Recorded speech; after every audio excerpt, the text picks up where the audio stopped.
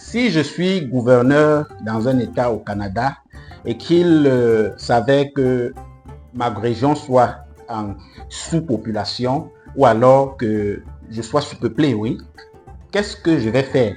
Je voudrais que chacun de vous se pose cette question et c'est en répondant à cette question qu'on va comprendre beaucoup de choses dans la vidéo d'aujourd'hui.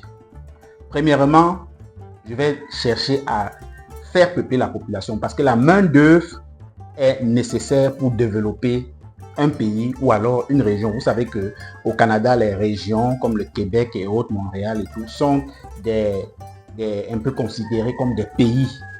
Voilà. Donc, si je suis gouverneur et que je suis au Québec, puis je me rends compte que j'ai besoin de main-d'œuvre, qu'est-ce que je fais? Ça, c'est la question à laquelle on va répondre aujourd'hui dans la vidéo, mais après le jingle. Les Africains aiment se trouver dos au mur. Donc, ils aiment souvent qu'on tape un peu sur la tête là pour qu'ils comprennent certaines choses. Et pour cela, je ne suis pas au Canada. Je n'ai jamais initié les papiers du Canada. Je n'ai pas l'intention, du moins pour le moment, à le faire. Et j'ai toujours déconseillé ceux qui y allaient. Comme vous le savez, comme dans toutes les familles africaines et surtout camerounaises de nos jours, il y a des gens qui sont allés au Canada et personnellement, j'ai essayé de décourager le maximum possible, même s'ils y sont toujours allés et mon point de vue était très négligeable. Donc, ils y sont allés et aujourd'hui, ils y sont. Beaucoup se disent satisfaits. Beaucoup également ne sont pas satisfaits, mais ils ne le diront jamais. Aujourd'hui, on va essayer de parler de ce phénomène de l'immigration canadienne. Vous voyez, il y a longtemps avant, le Canada en général était sous-peuplé. C'est un très grand pays, très grand, très vaste en superficie. Et il fallait peupler le pays. Soit il fallait encourager la natalité, ce qui devait prendre d'énormes années, beaucoup d'années. Vous savez, c'est ce qui a été fait en Chine avec Mao Tse-tung et qui a encouragé la natalité. Et aujourd'hui, la Chine devient une superpuissance beaucoup plus grâce à sa force manuelle, grâce à sa population. Donc le Canada veut également utiliser la population, sa démographie pour développer le pays. Déjà qu'ils étaient en sous-population, selon l'indice normal des Nations Unies. Bon, il lance donc le deuxième plan, puisque le premier plan devait prendre trop d'années, c'était compliqué. Il lance le deuxième plan qui est l'immigration, c'est-à-dire de faire ouvrir, faciliter la venue au Canada afin de faire venir beaucoup de personnes au Canada pour peupler et enfin avoir la main d'œuvre. Mais sachez que quand il y a un problème dans votre maison et que vous prenez une situation temporaire pour gérer ce problème, le jour où le problème se résout, il faut stopper ce que vous étiez en train de faire. Il faut stopper l'action dont vous avez initié pour résoudre et vous pallier le problème de façon temporaire. Je prends un exemple concret. S'il est en train de pleuvoir et que vous décidez, parce qu'il y a un fort vent qui est en train de souffler, de fermer toutes les portes et les fenêtres de la maison pour que la pluie ne s'infiltre pas dans la maison, du moment où la pluie finit, vous allez rouvrir pour laisser l'air circuler. Si la pluie perdue pendant 3, 4, 5, 6 jours, ça va rester fermé parce que c'était une solution palliative et urgente qui ne dépendait même pas de votre gré, de votre bon vouloir. C'est exactement ce qui s'est passé au Canada il y a quelques années et il y a déjà beaucoup d'années, en fait plus de 10 ans. Le Canada voulait peupler son territoire. Il fallait choisir entre la natalité, encourager la natalité, ce qui devait prendre des décennies, et l'immigration encouragée et orientée, ce que le Canada a finalement choisi. Campagne sur campagne, le Canada a dû accréditer des entreprises qui vont aller dans les pays africains, occidentaux, prôner l'immigration canadienne afin de faire venir en masse les populations étrangères pour peupler le Canada. On a encouragé, c'était alléchant, c'était l'une des politiques d'immigration les plus alléchantes qui puissent exister à travers le monde entier.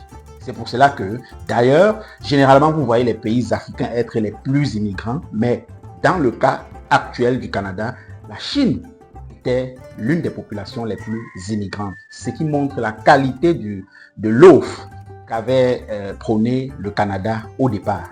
Mais ça, c'est parce qu'il y avait la pluie. Il fallait rapidement trouver cette solution. Les gens montent. 1 an, 2 ans, 3 ans, c'est alléchant. Et on s'arrange à ce que les peu de personnes qui montent au début soient un témoignage vivant afin de sensibiliser et d'encourager leur famille et les autres personnes à remonter. Donc, rassurez-vous qu'au début, si quelqu'un vous dit que l'immigration canadienne a toujours été ce que c'est aujourd'hui, la personne vous ment. Parce que évidemment, même si c'était moi qui gérais cette immigration canadienne, le départ doit être alléchant afin de pouvoir manipuler facilement par les réalisations, par les témoignages, ceux qui sont restés dans le pays et faire venir. Vous allez voir qu'on a encouragé les intellectuels uniquement et même les familles. Parce qu'on veut beaucoup de population sur un laps de temps bien réduit. On encourageait les familles. Si vous êtes seul, votre dossier a de la chance d'échouer.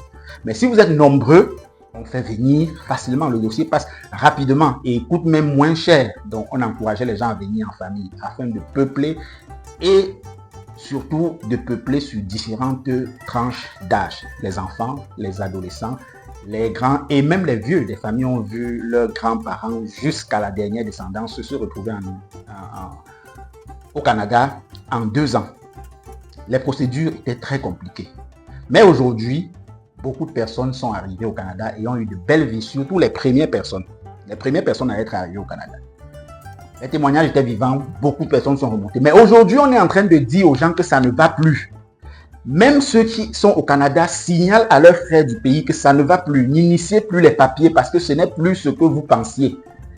Les Noirs surtout, pendant que les Occidentaux, les Français, les Belges et d'autres pays comprennent et sensibilisent les frères. Et puis ça baisse si vous regardez le régime d'immigration des Occidentaux est en train de baisser parce que le Canada est en train de durcir les choses. Et puis même ceux qui étaient déjà au Canada se voient un peu durcis.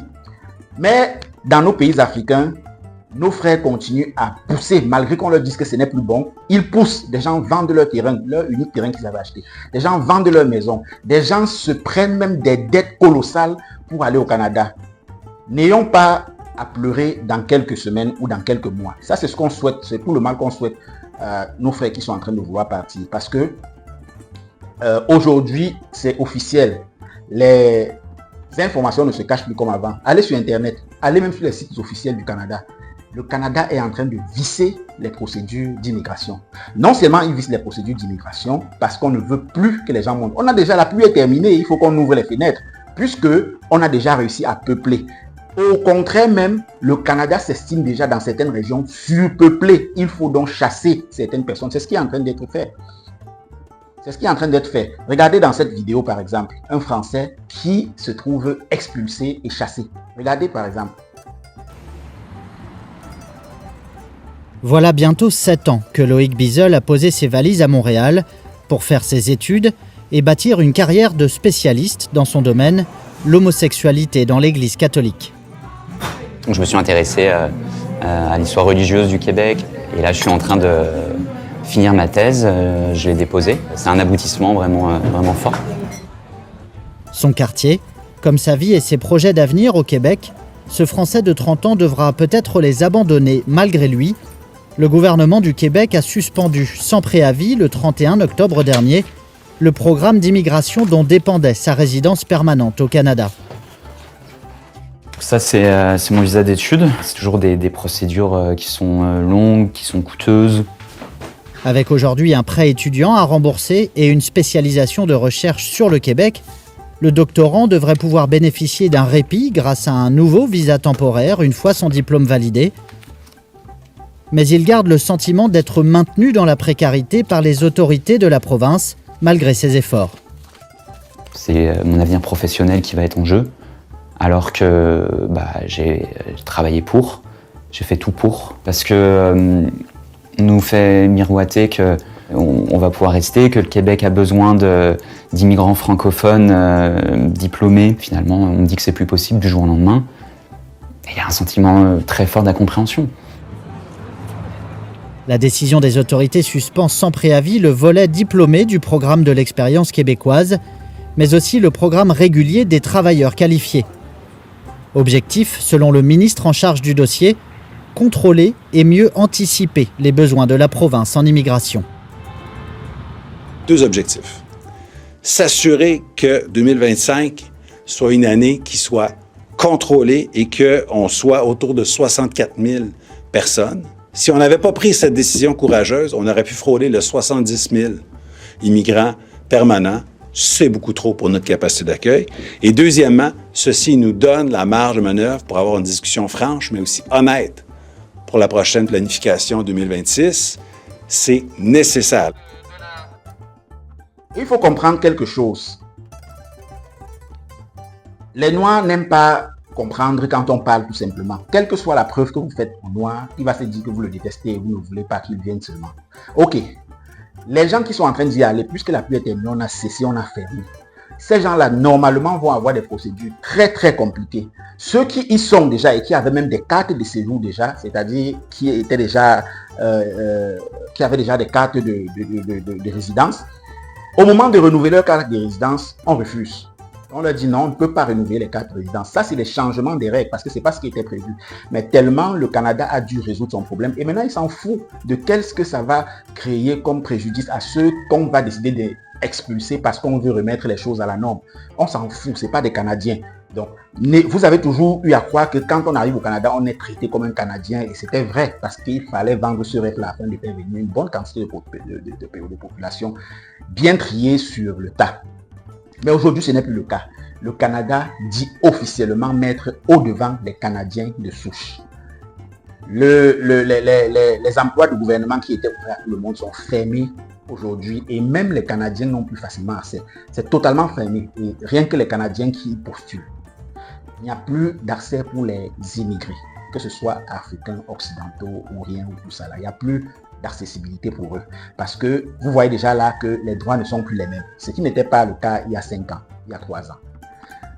Les emplois également, les Canadiens sont au chômage, ce qui n'était pas le cas il y a 10 ans quand on lançait l'immigration. Les Canadiens commencent à chômer.